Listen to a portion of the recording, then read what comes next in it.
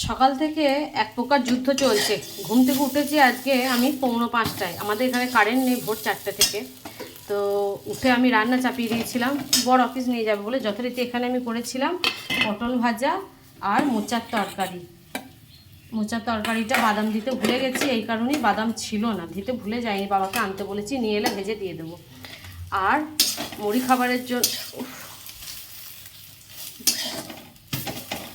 আচ্ছা, আর এখানে দেখো আলু ভেজেছি। তোমাদের দাদাভাই না খাসির এনেছে, কিমা এনেছে 500 গ্রাম, ঘুগনি খাবে বলে কাবলি ছোলা দিয়ে।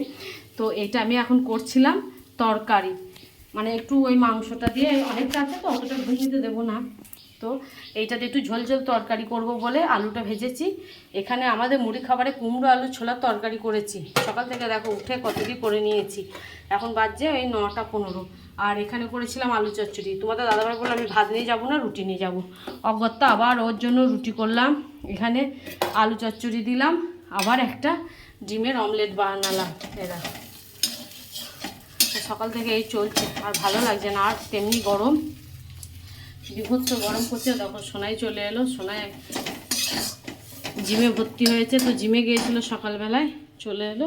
তোমাদের দাদাভাইকেও আমি দিয়ে দিই, ও বেরিয়ে যাবে, তারপর আমাদের এই তরকারিটা করব। আর কাবলি ছোলাটা আমার ফ্রিজে আছে, কাবলি ছোলাটা আমি নিয়ে আসতে ভুলে গেছি।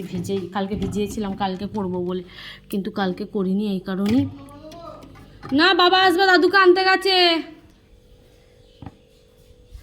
বাবা স্টেশনে যায় তো সকালের দিকে, স্টেশনে নয় বাস স্ট্যান্ডে, ওইদিকে চা খেতে যায় একটা দোকানে বন্ধুর সাথে। তো তোমাদের দাদাভাই আনতে গেছে। তো কাবলি ছোলা ভেজানোই আছে। আর এই পেঁয়াজটা রাতের জন্য পেস্ট করে রাখবো। তো অনেক কিছু ছড়িয়ে ছিটিয়ে আছে, তোমাদের দাদাভাইকে আগে দিয়ে দিই।